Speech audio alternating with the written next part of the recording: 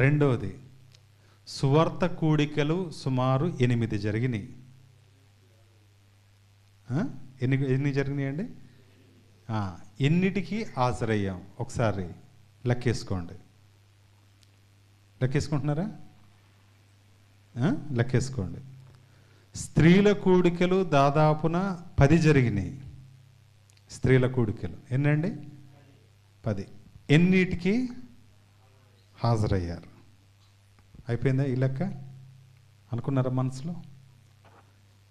తర్వాత 4వది, పురుషుల కూడికలు జరిగినాయి. పురుషుల కూడికలు దాదాపు 8 జరిగినాయి. ఎన్ని వాటిలో మనము హాజరయ్యాం? బాగా గుర్తుపెట్టుకోండి. అర్థమైందండి? తర్వాత యవనస్తుల కూడికలు జరిగినాయి. ఎన్ని జరిగినాయి? అవి కూడా 8 జరిగినాయి. ఎన్ని వాటికి హాజరయ్యారు? వీటన్నిటికీ నేను హాజరయ్యానన్న వాళ్ళు ఎవరన్నా ఉన్నారా?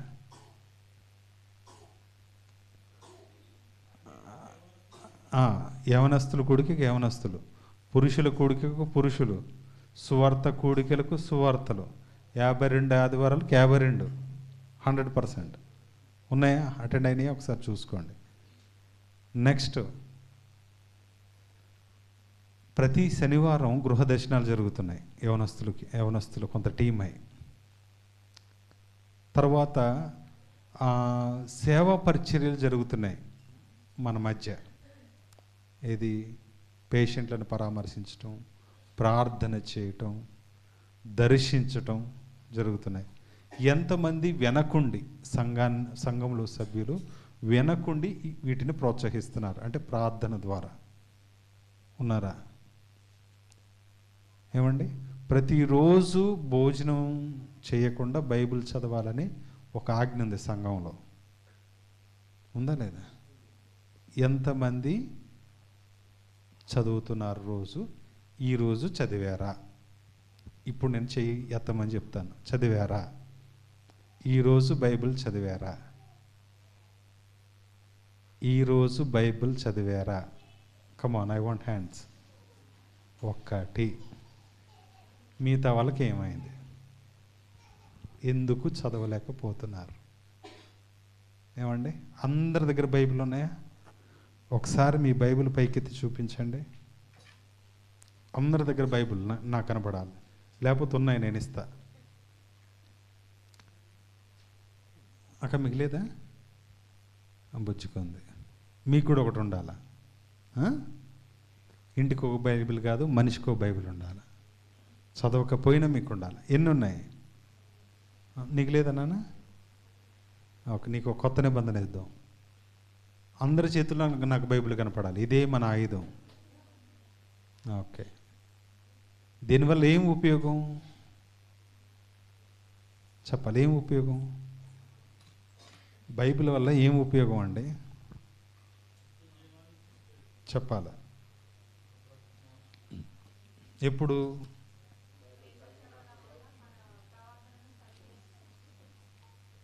ప్రవర్తన సరి చేసుకోవచ్చు. తర్వాత బ్రతుకు మారుతుంది. ఇంకా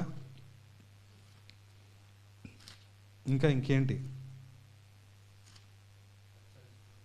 ఏం హెచ్చరికలు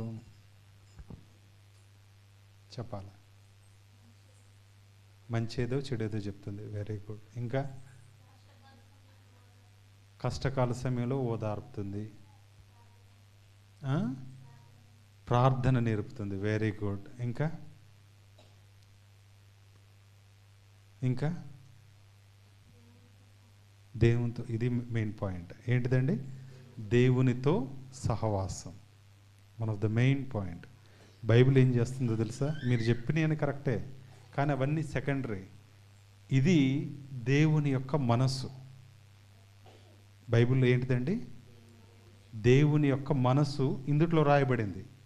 ఎంత ఘోరమైనటువంటి పాపులు ఉన్నారో బైబిల్ గ్రంథంలో ఉంది. ఎంత పరిశుద్ధమైనటువంటి మనుషులు ఉన్నారో బైబిల్ గ్రంథం ఉంది. ఇప్పుడు మీరు పాపంగా ఉంటారా, పరిశుద్ధంగా ఉంటారా, ఆయన పరిశుద్ధుడైనటువంటి దేవుడు మీ కొరకు ఏం చేశాడనేది ఎక్కడుంది?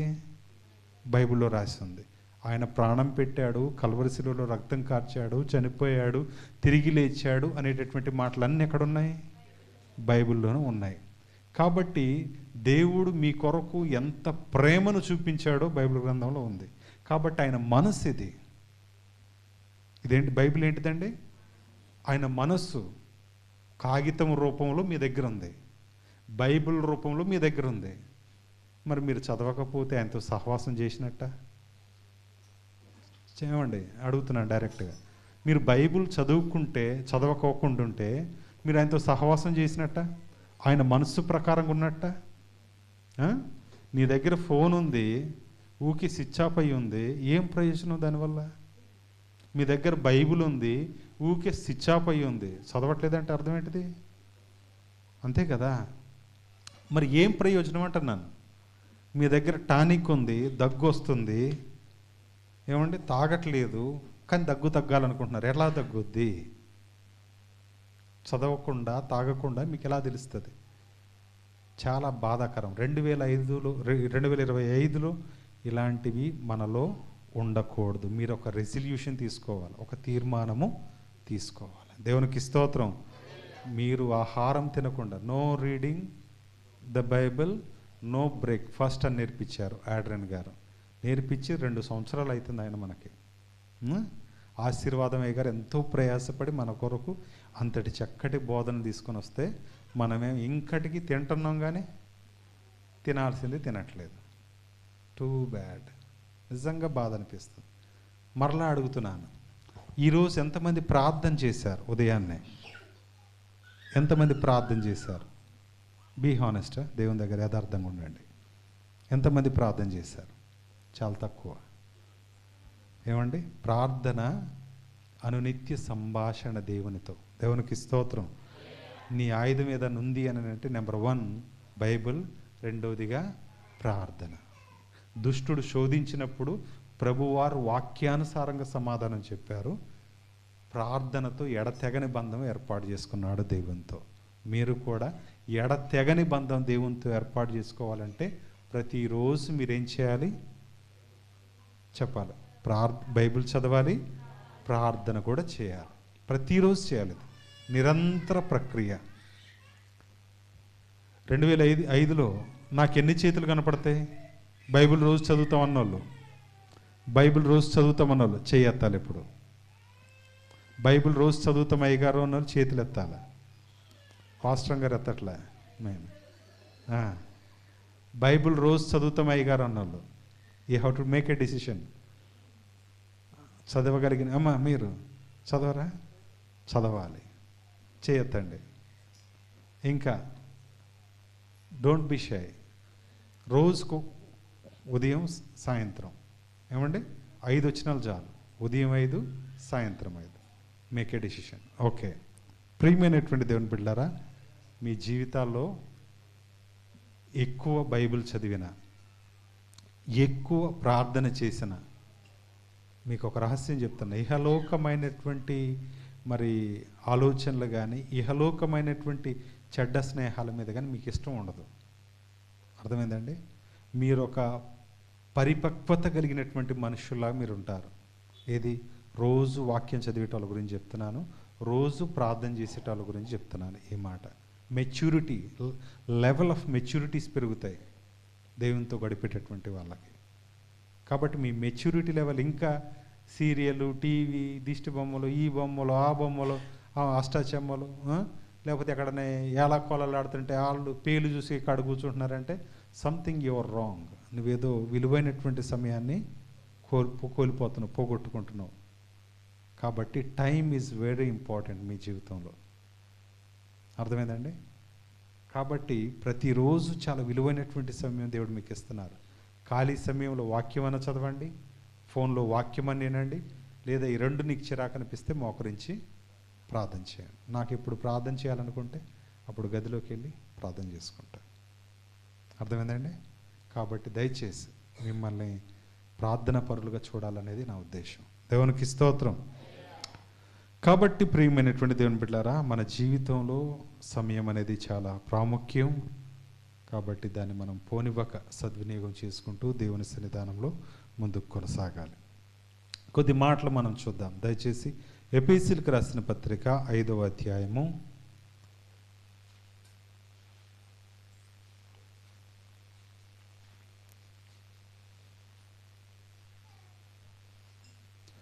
15వ వచనం కాడి నుంచి చదువుదాం.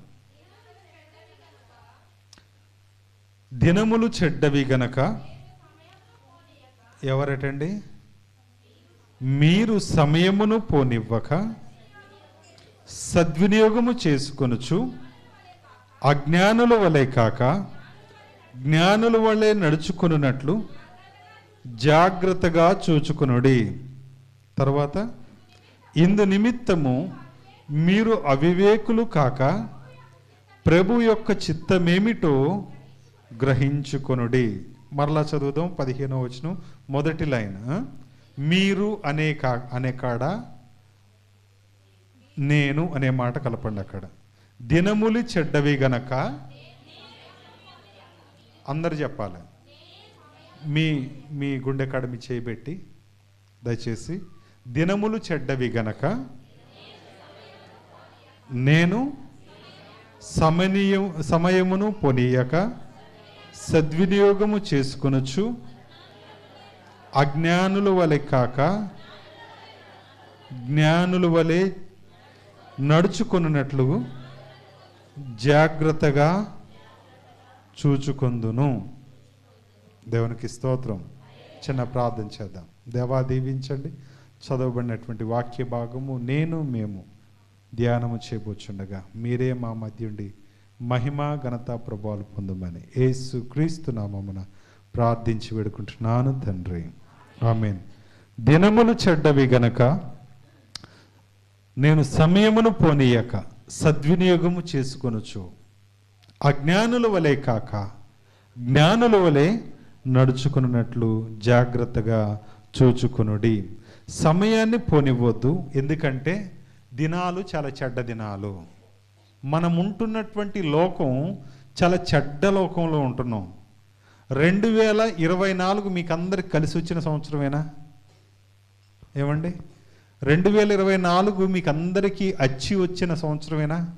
మీరన్నీ కోరుకున్న కోరికలన్నీ తీర్చబడ్డాయా? మీరు అనుకున్న పనులన్నీ నెరవేర్చబడ్డాయా? ఈ సంవత్సరంలో నాకు ఇన్ని మార్కులు కావాలి అని అనుకుంటారు, ఇంత వ్యవసాయం జరగాలి అని అనుకుంటారు, నా ఆరోగ్యం ఇట్లా ఉండాలి అని అనుకుంటారు. ఇవన్నీ మీ జీవితంలో నెరవేర్చబడ్డాయా? నేను అడుగుతున్నాను, నెరవేర్చబడ్డాయా? 2024 సంవత్సరం మీకు సంతోషాన్ని ఇచ్చిందా? మాట్లాడరేమండి? సంతోషాన్ని ఇచ్చిందా? ఇచ్చిందా? మంచిదే ఇచ్చింది. ఇంకా నాకు ఇవ్వలేదనుకుంటున్నాను నేను. మీరేమంటారు? ఏమండి? 2024 సంవత్సరం పెద్దగా అందరికీ నచ్చని సంవత్సరం. ఎందుకంటే ఏమీ కూడా డబ్బులు లేనటువంటి పరిస్థితి. అవునా కదా? నిజంగా ఒప్పుకోండి. మరి 2024 ఇట్లుంటే 2025 బాగుంటుందా? బాగుంటుందా? చెప్పరేమండి? ఇదే అంతంత మాత్రం వచ్చే సంవత్సరం చెప్పాలా? వచ్చే సంవత్సరం బాగుంటుందా? వాక్యం అంటుంది దినములు చెడ్డవి. మనం గడిచిన సంవత్సరాలే, పోయిన సంవత్సరం అంతే, గడిచిన సంవత్సరాలు అనుకుందాం. 2020 కరోనా స్టార్టింగ్, 2021 భయంకరమైనటువంటి కరోనా, 2022 సెకండ్ వేవ్ ఇంకా అంతకంటే భయంకరమైనటువంటి కరోనా. ఇన్ని దినాలు ఇలాంటి సంవత్సరాలు ఎవరైనా కోరుకుంటారా?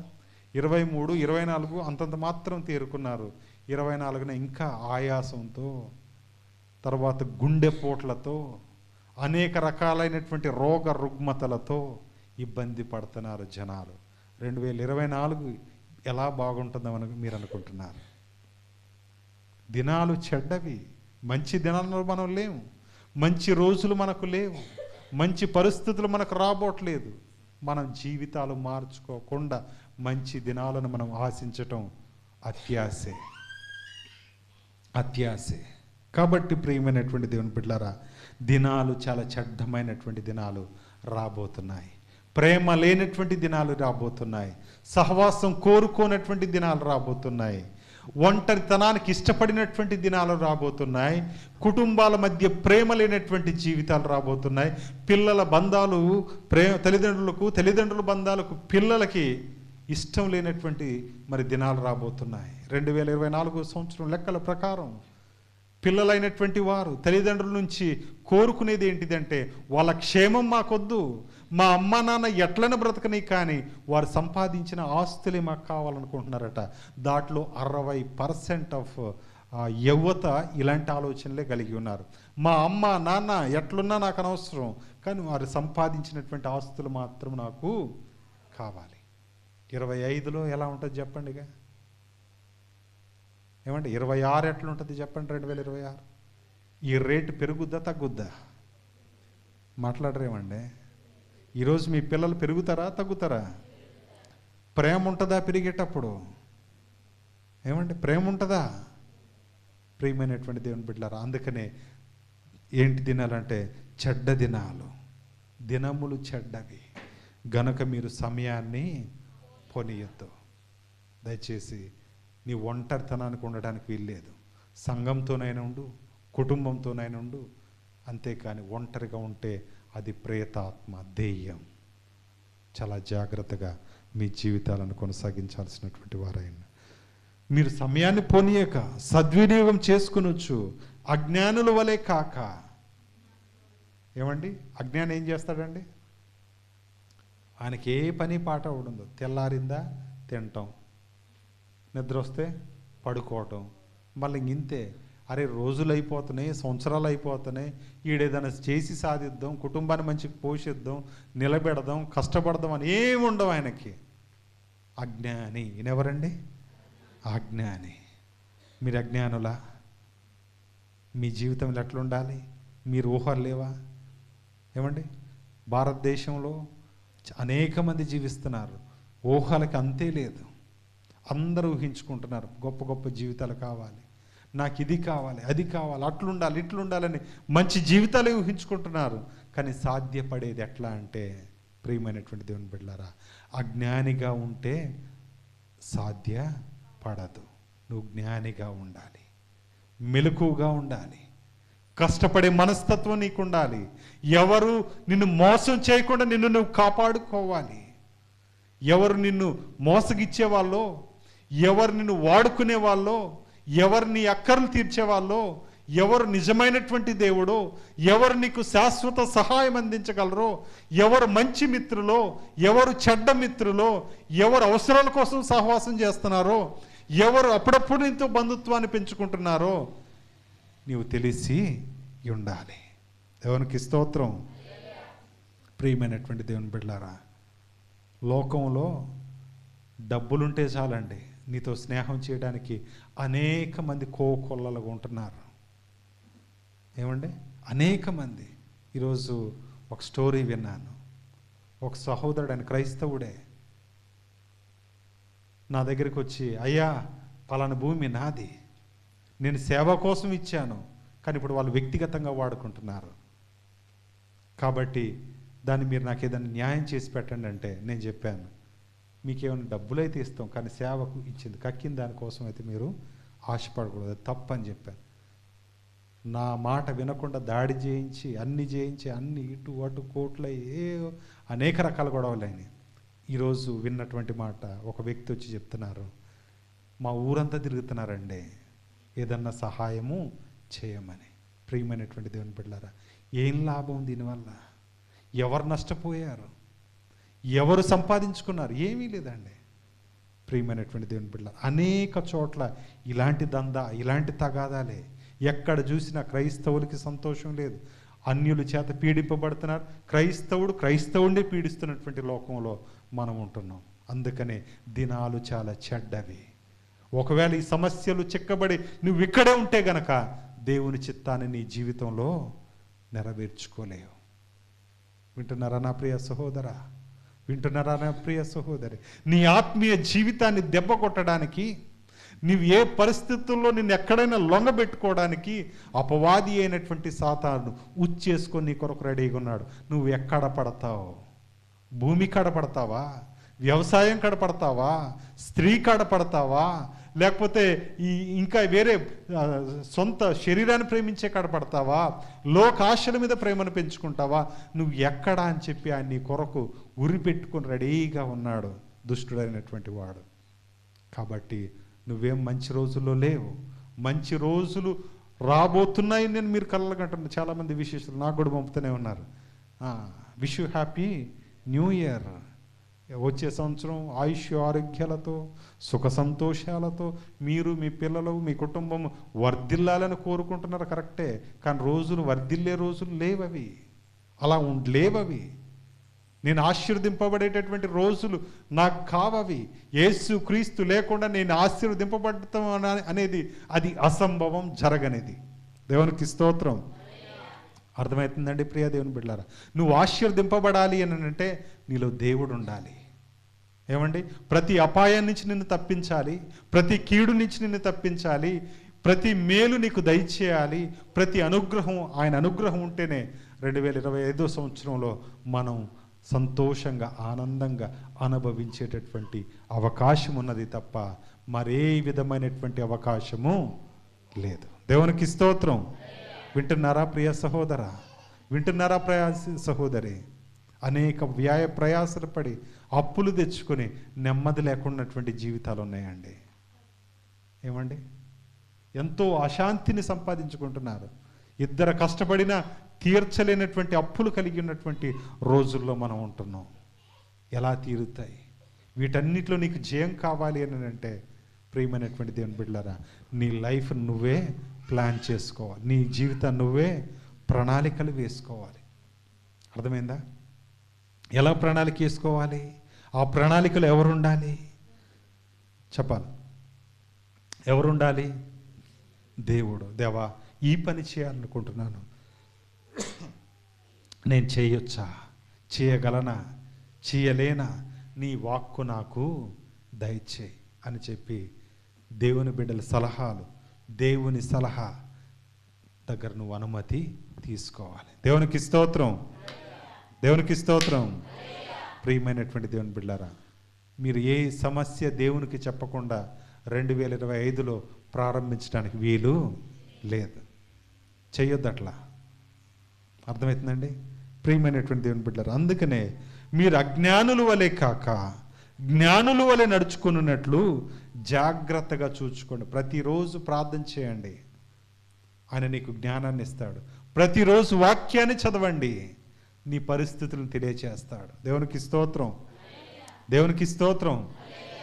ప్రియమైనటువంటి దేవుని బిడ్డలారా, మోసము చేసేటటువంటి మనుషులు నీ చుట్టూ చాలామంది ఉన్నారు. ఏమండి? నీ దగ్గర డబ్బులు ఎట్లా రాబెట్టుకోవాలో ట్రై చేస్తున్నారు. కాబట్టి చాలా జాగ్రత్తగా ఉండాలి. నేను ఎలా వాడుకోవాలో ట్రై చేస్తున్నారు. దయచేసి జాగ్రత్తగా ఉండండి. అర్థమవుతుందండి లేదా? ఏమండి? ప్రియమైనటువంటి వారులారా, అందుకనే అజ్ఞానుల వలె కాక జ్ఞానుల వలె నడుచుకున్నట్లు మిమ్మల్ని మీరు జాగ్రత్తగా చూసుకుంటారు. ఎట్లా చూసుకుంటారు జాగ్రత్తగా? ఏమండి? ఎట్లా చూసుకుంటారు చెప్పాలా? ఎట్లా చూసుకుంటారు? ఏమండి? జాగ్రత్తగా చూసుకోవాలి. ఎట్లా అంటే మనల్ని మనం దేవునికి అప్పగించుకోవటమే. దేవునికి స్తోత్రం. ఆ మధ్య ఒక పెద్ద పాస్టర్ గారు మీటింగ్స్ కని వచ్చిన తర్వాత, బ్రదర్, మీకుండి ఆర్థిక ఇబ్బందులు పోవాలంటే నేను ఒక స్కీమ్ చెప్తాను, కడతారా అని అన్నారు. ఏంటిది స్కీమ్? సరే కడతామండి, అది మంచిదేనా అంటే నెలకి మీకు 15,000 వస్తాయి. ఎంత వస్తాయి? మంచిదే కదా? మంచిదేనా కదా? ఏం మాట్లాడరేమ్మా? 5 సంవత్సరాల పాటు వస్తాయి. ఎంత? ఎన్ని సంవత్సరాలు? చెప్పింది ఎవరు? చెప్పాలి. ఎవరు? మామూలు పాస్టర్ గారు కాదు, చెప్పాలా? పెద్ద పాస్టర్ గారు వచ్చి, నేను ఒక స్కీమ్ చెప్తా, అది గనక కడితే మీకు ఎంత వస్తాయి చెప్పాలి? నెలకి 15,000 ఎన్ని సంవత్సరాలు? బా, ఈ దెబ్బతో దేవుడే పంపాడు అవకాశం, అంతే కదా. అనుకున్నాం ఎంత కట్టాలి బ్రదర్ అంటే జస్ట్ 90,000. ఎంత ఎంత గట్టిగా చెప్పాలా? 90,000. నేను మా నాన్నగారు అందరం ఇక్కడక్కడ కొంత సరిపోక 30,000 వడ్డీకి తీసుకొచ్చి మొత్తానికి 90,000 పూర్తి చేసి కట్టాం.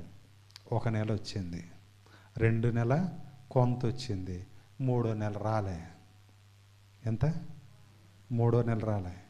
25,000 దాకే వచ్చినాయి. ఏంటి బ్రదర్ అని అంటే కొంచెం చెక్ ట్రాన్స్ఫర్ అవ్వట్లేదు బ్రదర్, వస్తాయి అని అన్నారు. చెక్ ఏంటిదటండి? ట్రాన్స్ఫర్ అవ్వట్లే, వస్తాయని అన్నారు. అట్లా అయిపోయింది. 6 నెలలు అయింది, రూపాయి రాలే. సంవత్సరం అయింది, కట్టించినోడి దగ్గరికి వెళ్ళినాం. ఆ అయ్యగారు స్విచ్ ఆఫ్. పెద్ద అయ్యగారు, నాయి కూడా రావట్లేదండి అని అన్నారు ఆయన. ఫోన్ చేస్తే ఫోన్ ఎత్తట్లా. ఏమండి, ఇది పరిస్థితి. ఎవరైతే వ్యక్తి వచ్చారో ఆయన దగ్గర కట్టించుకోవడం. ఆయన వచ్చి ఏం చెప్పడం వల్ల మాకు, ఏమండి ఉల్లిపాయలు అమ్మేటోడండి, ఇప్పుడు నెలకు ఆయనకి ఎంత వచ్చాయనుకుంటున్నారు? అసలు మామూలుగా కాదండి బాబు. ఇప్పటికైనా 4 లక్షలు తీసుకున్నాడు ఆయన. అంటే గుండె ఏమైపోద్ది? సంతోషం అనిపించదా? ఉబ్బిపోయాం మేము కూడా. ఉల్లిపాయలు అమ్మేటోడికే మనం దేవుని సేవ చేస్తున్నాం అని చెప్పి ఇక ఇవన్నీ విని కడితే ఆయన దగ్గరికి వెళ్తే ఎవరైతే డబ్బులు ఇచ్చామో ఆ వ్యక్తి దగ్గరికి ఎత్తుక్కుంటూ పంగిడి అయింది. పోతే అక్కడ మొత్తం ఆయన ఒక్కడే చినిగిన లుంగి కట్టుకొని పాత మడత మంచం తెలుసు కదా, మడత వేసాము, దాంట్లో కూర్చొని ఉన్నాడు. ఏంటయ్యా మా పరిస్థితి ఏందయ్యా, మా డబ్బులు తీసుకున్నావు ఎప్పుడు ఇస్తారయ్యా అని అంటే ఆయన చెప్తున్నాడు, ఈ స్కీమ్లో చేరి నా ఆస్తి పోగొట్టుకున్నా, నా భార్య వెళ్ళిపోయింది, మిగిలింది నేను, నా చినిగిన లింగి, ఏం చేయమంటారో చెప్పండి అంటున్నాడు. ఆయన మన గవర్నమెంట్ ఉద్యోగి. నిజమండి, స్టోరీ కాదు ఇది. నా జీవితంలో అనుభవించినటువంటి అతి భయంకరమైనటువంటి గాథ ఇది. దైవప్రసాద్ గారు, నేను, ఇస్సాకన్న గారు, మరి మమ్మల్ని నమ్ముకొని వాళ్ళిద్దరు కట్టారు వెనకాల. ఆయన చుట్టూ తిరిగి ప్రసాద్ గారేమో ఈయన దగ్గర ఏదో ఒకటి లాక్కెళ్దాం పదండి అంటాడు. వెళ్ళినప్పుడల్లా ఇంకా 1 రూపాయి తీసుకోలేకపోయాం ఆయన దగ్గర, 1 రూపాయి తీసుకోలేకపోయామండి. దినాలు అతి భయంకరమైనటువంటి చెడ్డ దినాలు. అప్పటి నుంచి నో ఎనీ స్కీమ్. పరలోకం నుంచి దేవుడు దిగొచ్చి నీకు డబ్బులు ఇస్తానన్నా నా అవసరానికి చాలు ప్రభువా అనేటట్టున్నాను ఇప్పుడు నేను. దేవునికి స్తోత్రం. ప్రియమైనటువంటి దేవుని బిడ్డలు, ఎందుకు ఇవన్నీ చెప్తున్నానంటే దినాలు చాలా చెడ్డ దినాల్లో ఉంటున్నాం. ఏమండి, ఏ రోజన్నా మీరు ఇప్పుడు ఈరోజు మీరు ఎవరికన్నా ఏదైనా మంచి చేయండి, అది ఆ రోజుకే. మళ్ళీ రేపటి రోజు నువ్వెవరో నేనెవరో అన్నట్టు ఉంటున్నారు లోకంలో. మీకు అర్థం కావట్లేదు, అది తెలుస్తుందా? మీకు అర్థమవుతున్నాయండి? కాబట్టి నేను మీకు చెప్పేది ఏంటిదంటే క్రైస్తవ బిడ్డలు మాత్రమే కృతజ్ఞత కలిగినటువంటి వారుగా ఉండాలంటున్నాను నేను. లోకపు తీరుగా మనం ఉండొద్దు, లోకానుసారమైనటువంటి జీవితాన్ని మనం అనుభవించొద్దు. కేవలం యేసు క్రీస్తు నమ్ముకున్నాము కాబట్టి, ఆయన నిజదేవుడు కాబట్టి, ఎవరి రూపాయనైనా మనకు సహాయం చేయగలిగినటువంటి వాడు కాబట్టి, మనం ఎల్లప్పుడూ ఏ మేలు ఎవరి ద్వారా అయినా పొందుకున్నప్పుడు కృతజ్ఞత భావంతో వారికి థ్యాంక్స్ చెప్పాలి. దేవునికి స్తోత్రం. వారి ఆపద సమయంలో మనం ఏం చేయాలి? సహాయం చేయాలి. ఇతరులమైనటువంటి ఆపద సమయాల్లో మనం సహాయం చేసేటటువంటి వారమై ఉండాలి. దేవునికి స్తోత్రం. అందుకనే దుర్దినాల్లో ఉంటున్నాం, చెడ్డ దినాల్లో ఉంటున్నాం. కాబట్టి మనల్ని మనం సంరక్షించుకోవాలి, మన కుటుంబాన్ని మనం సంరక్షించుకోవాలి. ఇలాంటి దుష్ట మూకల నుంచి మనల్ని కాపాడుకోవాలి. దీనికి ఒకటే ఒక మార్గం.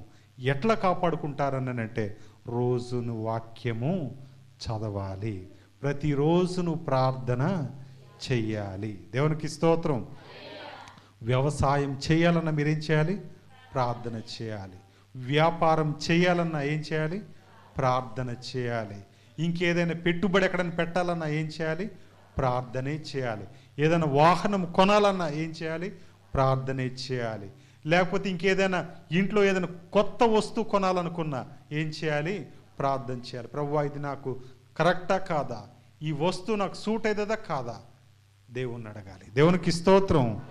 ఎందుకంటే చెడ్డ దినాల్లో మనం ఉంటున్నాం. ఒక స్కీమ్ పెట్టారు, తెలుసా? స్కీములు 100 రూపాయలు కట్టండి, స్కీమ్లో జాయిన్ అవ్వండి, కలర్ టీవీ కొనండి, ఫ్రిడ్జ్ తీసుకొని వెళ్ళండి అనేటటువంటి స్కీములు. నెల రోజులు ఆడింది టీవీ, ఆ తర్వాత ఆడట్లేదు. ఏమైంది అని తీసుకెళ్తే దీనికి ఒక గ్యారంటీ లేదు, ఏమీ లేదు. పాత సామాన్లన్నీ అతికిచ్చి పంపించాడు, స్కీమ్ అయిపోయింది. ఆ స్కీము నేను అడిగితే నేను నీకు ఇచ్చేటప్పుడు కొత్తదే కదా, నాకు సంబంధం లేదు. 100 రూపాయలకి టీవీ వద్దండి, మీరు ఎట్లా నమ్మారండి? ఏమండి, 100 రూపాయలకి ఫ్రిడ్జ్ వస్తుందంటే ఉండాలిగా. నాకంటే బుద్ధి లేదు, 15,000 పోగొట్టుకున్నా. కాబట్టి దుర్దినాల్లో మనము ఉంటున్నాం. మోసం చేసేటటువంటి వాళ్ళు, అమ్మేటోడు ఏదైనా అమ్ముతాడు, కానీ కొనాలా వద్దా? సెల్ఫ్ నిర్ణయాలు ఎవరికి ఉండాలి? మనకు ఉండాలి. దేవునికి స్తోత్రం. జ్ఞానంగా నడుచుకోవాలంటది వాక్యం. ఇందు నిమిత్తము మీరు అవివేకులు కాక ప్రభు యొక్క చిత్తమేమిటో గ్రహించుడి. ఈ లైన్ చాలా ప్రాముఖ్యం. ఇందు నిమిత్తం మీరు అవివేకులు కాక ప్రభు యొక్క చిత్తమేంటో మనం ఏం చేయాలి? గ్రహించుకోండి. ప్రతి సమయాన్ని మనం పోనీయద్దంటుంది వాక్యం. అందుకనే సమయాన్ని పోనివ్వక జ్ఞానులుగా మనం ఉండాలి. ప్రభు యొక్క చిత్తమేంటో ప్రతి సమయంలో దేవునికే తెలియచేయాలి. దేవునికి స్తోత్రం. కాబట్టి ఆయన చిత్తమేంటో మనము తెలుసుకునేటటువంటి వారమై ఉండాలి. దేవా, ఏది నేను చేయాలి, ఏది నేను కలిగి ఉండాలి, ఇది నాకు అవసరమా కాదా?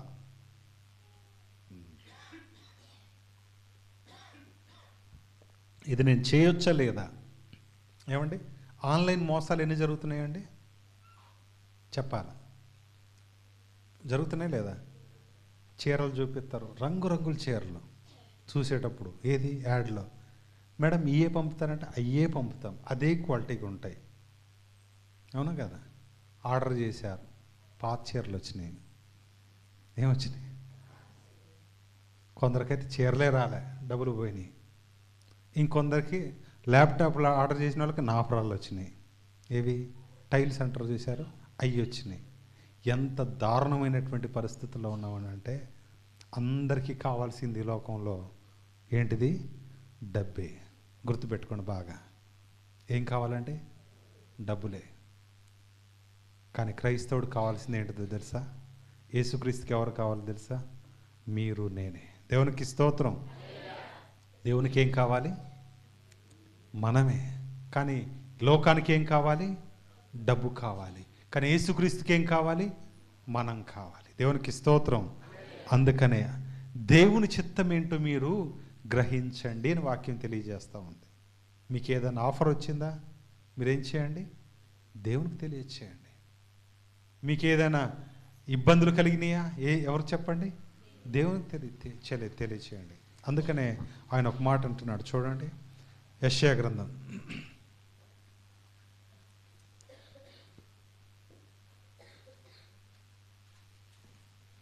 46వ అధ్యాయం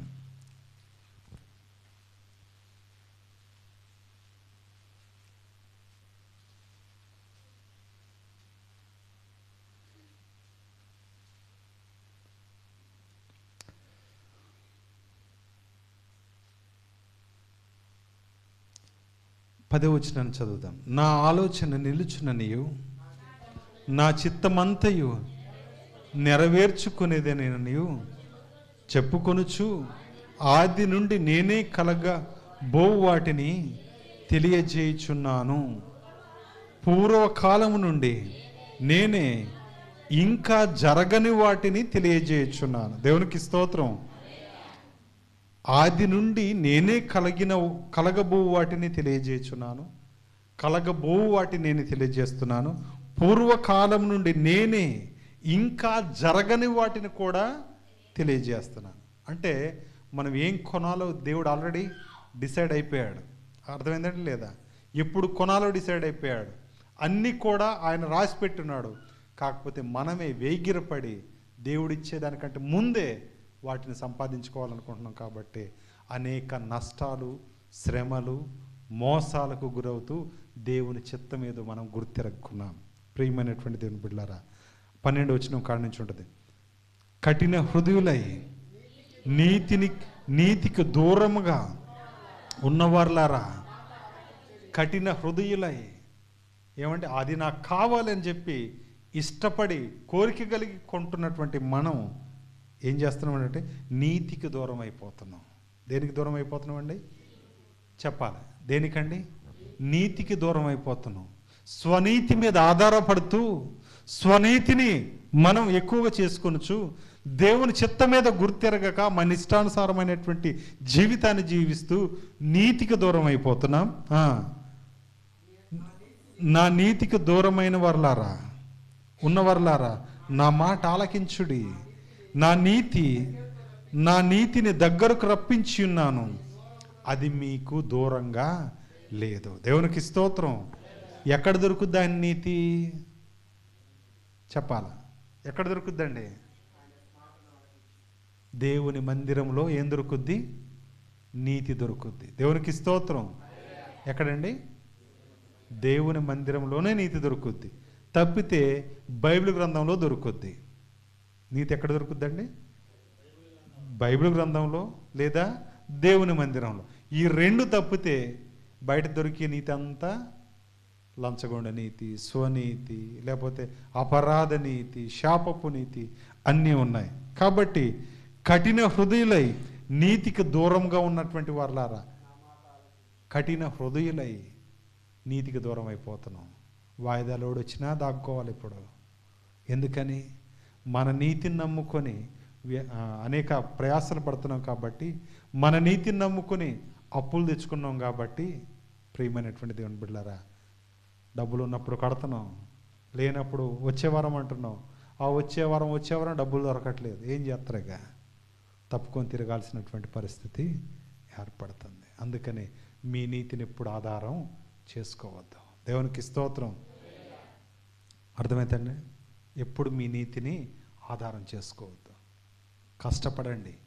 ఎంత ఉంటే దాంట్లో సగం మీరు అనుభవించడానికి అర్హులు, సగం దాచిపెట్టండి. ఎలా ఆర్థిక మేనేజ్మెంట్ చేయాలో మీకు చెప్పాను. ఏమండి? 5 రకాలు మీరు దాచిపెట్టాలి. వచ్చిన 300లో కావచ్చు, 500లో కావచ్చు, 1000 రూపాయల్లో కావచ్చు. 5 రకాలు. ఇంటి అవసరాల కొరకు, పిల్లల భవిష్యత్తు కొరకు, వైద్యము కొరకు, తర్వాత ఇన్సూరెన్స్ల కొరకు, ధర్మ కార్యాలు, దేవుని కార్యాల కొరకు మీరు ఈ సంపదను దాచిపెట్టాల్సినటువంటి వారై ఉన్నారు. దేవునికి స్తోత్రం. అర్థమైందండి? మీ దగ్గర 100 రూపాయలు ఉంటే తలా ఎంత? 20 రూపాయలు కేటాయించాలి. అర్థమైందండి? ఒకవేళ 500 ఉంటే తలా 50 రూపాయలు కేటాయించాలి. అలా కేటాయించి అతి పొదుపుగా వాడుకుంటే తప్ప నీ అవసరాలు తీర్చబడవు. దేవునికి స్తోత్రం. కాబట్టి ప్రియమైనది ఇంకా చదవండి. నా నీతికి దగ్గరకు రప్పించి ఉన్నాను, అది దూరమున లేదు. ఇంకా కూడా నీతి దగ్గరకు రాక, ఏమండి, నీతిని అనుసరించక, నీతిని పాటించక చాలామంది తిరుగుతూ ఉన్నారు. మంచి మాటలు ఎక్కడ దొరుకుతాయి? నా జీవితం మార్చేటటువంటి మాటలు ఎవరు నాకు తెలియచేస్తారని చెప్పి మనుషులంతా ఎదురు చూస్తున్నారు. ప్రియా దేవుని బిడ్డలారా, మీరు వెళ్ళి వారికి చెప్పండి. యేసు క్రీస్తు యొక్క రక్షణ సువార్తను మీరు అందించండి.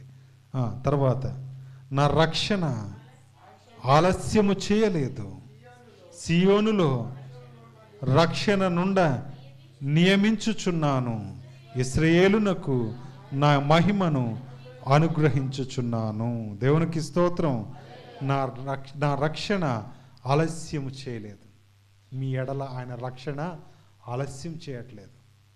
మీకేమైనా బాగా బలహీనతలు ఉన్నాయా? ప్రార్థన చేయండి. తగ్గట్లేదా? ఉపవాసం ఉండి ప్రార్థన చేయండి. తీరట్లేదా? సంఘానికి చెప్పి ప్రార్థన చేయండి. తీరట్లేదా? సంఘమంతా ఏకంగా మీ ఇంట్లో కూర్చొని ప్రార్థన చేయండి. తప్పకుండా వాటన్నిటికీ జవాబు దేవుడు దయచేస్తాడు. దేవునికి స్తోత్రం. ఏమండి, నీ బాధల కొరకు ఉపవాసం ఉండి ప్రార్థన చేయడానికి నీకు సహోదరులుగా, అన్నదమ్ములుగా సంఘమందరినీ కొరకు సిద్ధంగా ఉన్నారు. దేవునికి స్తోత్రం. ఎవరు మీ బంధువులు ఉంటారా? మీ బంధువులంతా, అంటే అందరు బంధువులు, సారీ, మిమ్మల్ని అంటే మీ బంధువులు అన్నట్టు కాదు, అందరు బంధువులంతా వచ్చేటటువంటి పరిస్థితి ఎట్లుందంటే, ఏం తెస్తారు వచ్చేటప్పుడు? వెళ్ళేటప్పుడు ఏమి ఇచ్చిపోతావు, అవునా కదా? రెండు వైపుల లాభం ఎవరికి చెప్పాలి? మీకేమైనా ఉందా? బట్టలు పెడతారా? పిన్ని గారు మా పిల్లల్ని పంపిస్తాం అంటున్నారు, పెడతారా? వచ్చిన తర్వాత మళ్ళీ పప్పలు పంపించండి. అర్థమైందండి? ఇది లోకపు తీరు. కాబట్టి దయచేసి లోకపు తీరుని మనం అనుసరించక, ఏమంటే కాగితాల మీద ఉండే ప్రేమ, వస్తువుల మీద ఉండేటటువంటి ప్రేమ వచ్చే సంవత్సరం మనం కలిగి ఉండక, something we have to change. మనం మార్చబడాలి, మనం రూపాంతరం చెందాలి. ఏమండి, కనబడవు. ప్రేమ ఎక్కడ కనపడదండి, సహనం ఎక్కడ కనపడదండి, సహవాసం ఎక్కడ కనపడదండి. కానీ అది మనలోనే దాగబడి ఉంది, దాచబడి ఉంది. మనం ఇతరులకు పంచితే the most ever love effect, దానికంటే మించింది ఈ లోకంలో లేదు. దేవునికి స్తోత్రం. మా ఊర్లో ఈరోజు ఎవరు దారి వారిదే, లాభం లేదు, ఇట్లుంటే కుదరదని చెప్పి 2 రోజుల నుంచి ఆలోచిస్తున్నా ఏం చేస్తే బాగు. ఒక కేక్, తర్వాత కొన్ని కూల్ డ్రింక్లు, ఒక చాక్లెట్ ప్యాకెట్, ఇవన్నీ తీసుకొని వచ్చి ఈరోజు ఊరంతా మేము కలిసి ఆల్రెడీ న్యూ ఇయర్ వేడుకలు జరుపుకొని వచ్చాం. ఏమండి, అంతకుముందు నన్ను తిట్టుకున్న వాళ్ళంతా హ్యాపీ న్యూ ఇయర్ అనిస్తే ఎంత బాగుంటుంది అది కదా? వాళ్ళు తిట్టుకున్నారు, హ్యాపీ న్యూ ఇయర్ అని తినిపిస్తే ఎంత బాగుంటుంది, అవునా కదా? అవునా? కాబట్టి ఆ ప్రేమ ఏం చేస్తుందంటే అనేక దోషాలను కప్పేటటువంటి శక్తి దేనికి ఉంది? ప్రేమకే ఉంది. దేవునికి స్తోత్రం. కాబట్టి అలాంటి ప్రేమ మనం లోకానికి చూపించాల్సినటువంటి వారమై ఉన్నాం. దేవునికి స్తోత్రం, దేవునికి స్తోత్రం, దేవునికి స్తోత్రం. మీ గ్రామంలో ₹1 ఖర్చు పెట్టైనా ఏం చేయండి? మీరు ప్రేమను చూపించండి. అర్థమైందండి? ఏమండి, అర్థమవుతుందా? ప్రేమ కొరకు పిలిపిలికి రాసిన పత్రిక, ప్రేమ కలిగి ఉండుటకు ప్రయాసపడండి అని ఉంది. ప్రయాసపడటం అంటే అర్థం ఏంటిది? మనం కష్టపడైనా, మన డబ్బులు వెచ్చించైనా, మన సమయాన్ని పోగొట్టుకునైనా చేయటం చాలా ప్రాముఖ్యం. ఈ కార్యక్రమానికి ఒక టీచర్ గారు సహాయం చేశారు. అన్న, నేను ముందుకు వస్తాను మీతో పాటు, నాకు మీ ఆలోచన నచ్చింది. ఎంత సంతోషం అది. కాబట్టి ప్రేమ కలిగి ఉండడానికి మనం ఏం చేయాలి? ప్రయాసపడాలి. లోకంలో ఇలాంటి నిజమైనటువంటి ప్రేమ కనబడక చాలామంది తిరుగుతున్నారు. జబ్బు వచ్చిందా? మీకు జబ్బు వచ్చిందా? ఎవరికైనా ఫోన్లు చేయండి. ఎవరికైనా సరదాగా నాకు జబ్బు వచ్చింది, ఒక 10,000 పంపండి అని చెప్పండి. చెప్తలే, నేను కనుక్కొని చెప్తలే అంటారు. మళ్ళీ తెల్లారి ఫోన్ చేయండి, ఫోన్ ఎత్తరు. నాకు తెలుసు ఆ విషయం. ఏమండి, నేను అలాంటి పరిస్థితులు ఎదుర్కొన్నాను. నాకు ఇవ్వాల్సిన వాళ్ళే ఇవ్వని పరిస్థితి. అర్థమైందండి? కాబట్టి ఈ లోకంలో ప్రేమలు అన్నీ కూడా కపటమైనటువంటి ప్రేమలు. యేసు క్రీస్తు ప్రేమే నిజమైనటువంటిది. యేసు క్రీస్తు ప్రేమే నిత్యమైంది. యేసు క్రీస్తు ప్రేమే శాశ్వతమైంది. దేవునికి స్తోత్రం. ఆయన నీ దగ్గర డబ్బులున్నా ప్రేమిస్తాడు, లేకపోయినా, అనారోగ్యం కలిగినా, చెప్పాలి, అనారోగ్యం కలిగినా, సంతోషం కలిగినా, ఏమీ లేకపోయినా నిన్ను ప్రేమించే ఏకైక దేవుడు ఆయన. అలాంటి వారే సంఘం. దేవునికి స్తోత్రం. కానీ మనం ఎట్లున్నాం? డబ్బులు ఉంటేనే సంఘానికి రాము. డబ్బులు ఉంటేనే చెప్పరేమ్మా, వస్తారా? ఏమండి, వస్తారా అండి? రాము. జబ్బులు వస్తే చెప్పాలి, డబ్బు ఉంటే రాము, చెప్పాలి, జబ్బు వస్తే వస్తాం. మరి అదేంటి? అదేం జబ్బు? కాబట్టి దయచేసి మీ దగ్గర ఉంటే అవి ఎవరికి అవసరం లేదు. ఇక్కడ మీ దగ్గర ఉంటే సంతోషం. దేవుడు మిమ్మల్ని దీవించు గాక. దేవునికి స్తోత్రం. అట్లని మీకు అప్పులు ఉన్నాయా? పర్లేదు, మేమున్నాం మీ వెనకాల ప్రార్థన చేయడానికి, ఆరోగ్యం మీకు దయచేయడానికి. ఏమండి, మీ అప్పులు తీర్చబడడానికి మీ వెనకాల మేము నిలబడతాం ప్రార్థన చేస్తాం. దేవునికి స్తోత్రం, దేవునికి స్తోత్రం.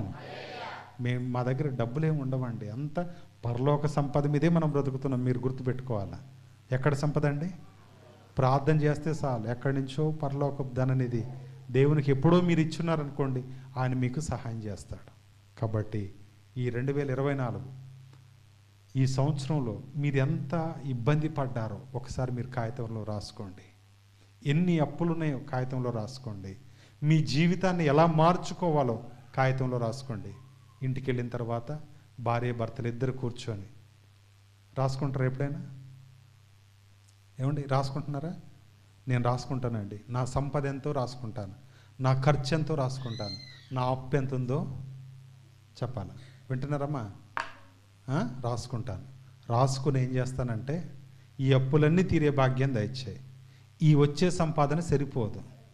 అర్థమైందండి? ఈ వచ్చే సంపాదన సరిపోదు.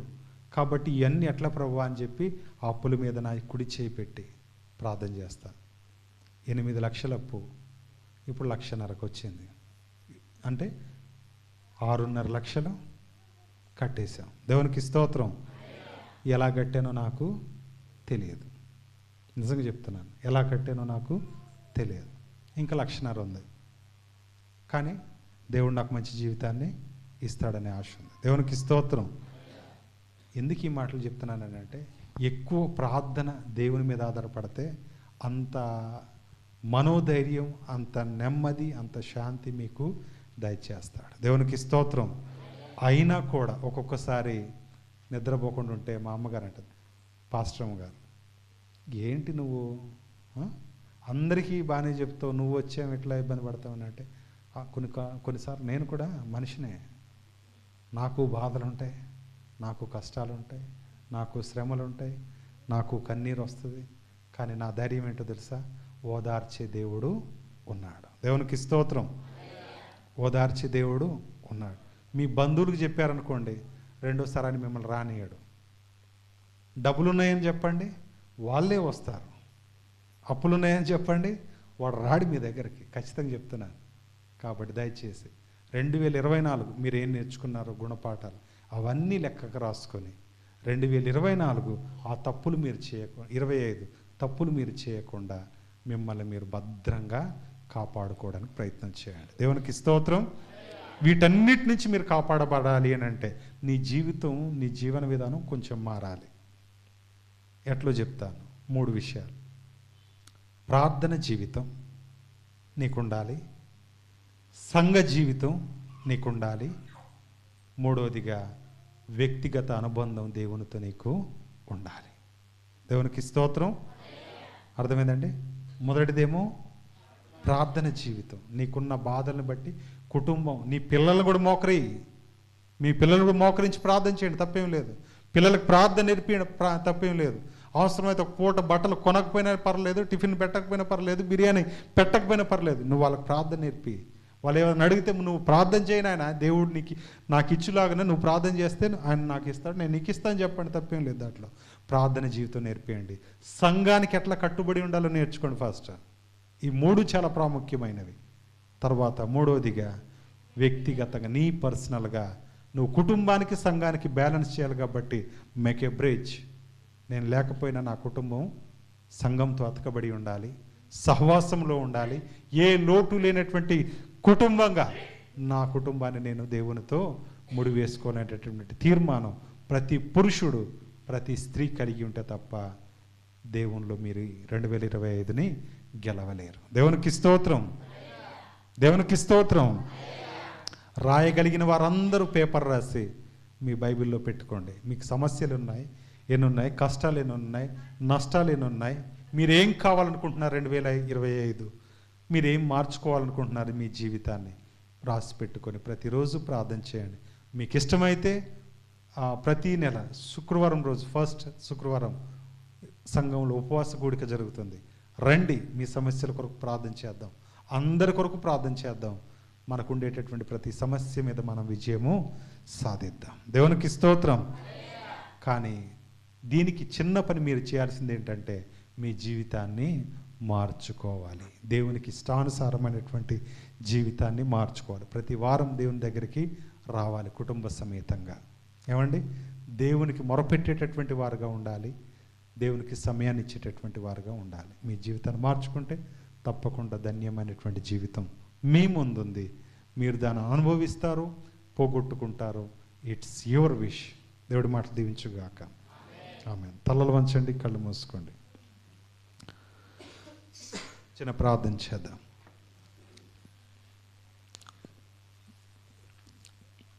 దేవా, దీవించండి. నీ మాటలు విన్నాం ప్రభువా.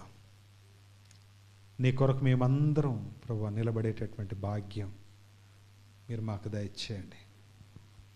మా వ్యక్తిగత జీవితంలోనూ, కుటుంబ జీవితంలోనూ, సంఘ జీవితంలోనూ ఎల్లప్పుడూ ప్రభువా మిమ్మల్ని కలిగి ఘనపరిచేటటువంటి వారుగా మమ్మల్ని తయారు చేయండి. నిజంగా ప్రభువా, ఎన్నో ప్రభువా ఇబ్బందులు, శ్రమలు, శోధనలు, వీటన్నిటిలో నుంచి జయాన్ని మీరు నాకు ఇచ్చారు. ఇంకా నేను జయం పొందుకోవాల్సినటువంటివి అనేకములు ఉన్నాయి ప్రభువా. వీటన్నిటిలో నాకు జయం కావాలి అని అంటే మీ తోడు నాకు కంపల్సరీ. మీరు నాతో ఉంటే నేను ఏదైనా జయిస్తాను ప్రభువా ఈ లోకంలో. అట్టి జయాన్ని మీరు నాకు దయచేయండి. నా కుటుంబాన్ని రక్షించండి, నన్ను రక్షించండి ప్రభువా. మంచి కుటుంబంగా నన్ను లేవనెత్తండి. నన్ను సరిచేయమని కోరుకుంటూ ప్రభువా, ప్రతి సమస్యకు మీ దగ్గర పరిష్కారం అని గుర్తెరిగి మీలో కొనసాగేటటువంటి భాగ్యం నాకు దయచేయమని యేసు క్రీస్తు నామమున ప్రార్థించి వేడుకుంటున్నాను తండ్రి.